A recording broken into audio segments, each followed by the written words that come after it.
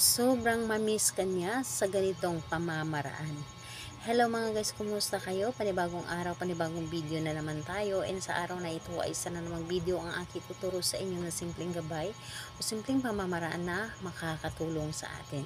At bago ang lahat, gusto ko lang mag-disclaimer sa mga taong hindi naniniwala at hindi gusto ang mga kagaya nitong video.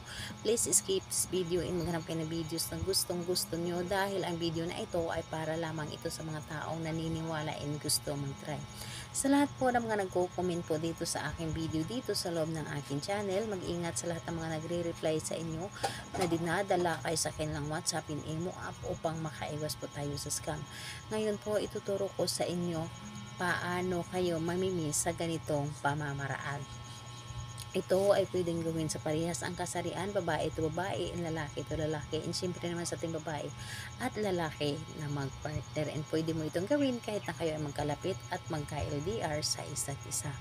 Ngayon po, wala tayong dapat na ihanda kundi sarili lamang natin.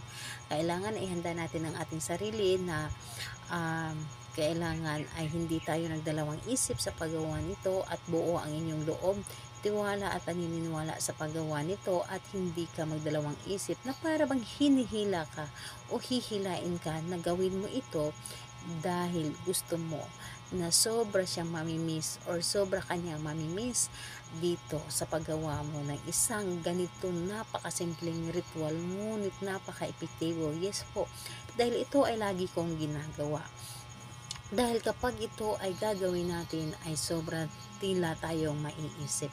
So ganito po, bago ka matulog sa gabi, yung kahit anong ginagawa mo or nakahiga ka or nakaupo ka pa lamang, ipikit mo lamang ang iyong mga mata. Ipikit mo lamang ang iyong mga mata, sabay iisipin mo ang inyong partner. Iisipin mo at ibulong mo sa iyong isip lamang. Ibulong mo sa iyong isip. Pangalan niya at apelyido, sobra-sobra mo akong mamimiss. Pangalan, apelyido, sobra-sobra mo akong mamimiss. So, 3 ulit mo lamang itong sasambitin ng pangalan niya at apelyido at sobra-sobra mo akong mamimiss. So, ayun po, sa pamamaraan na ganyan ay mamimiss ka niya at talaga namang kahit anong gawin niya ay talagang hindi siya mapakali at mababalisa siya dahil iniisip ka niya palagi. So, napaka-epektibo nito and sobrang napakabilis nitong gumana. Lalo na kapag kayo ay mag-aaway, gawin mo ito, nako, hindi mangyayari na hindi kanya papansinin o hindi kanya tatawagan kaagad o hindi kanya kakausapin. So, napaka makapangyarihan po ang ating isip, kaya yun ang gagawin po ninyo.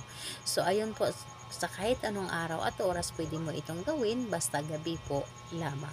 Salamat po sa inyo. Bye bye everyone. God bless us all.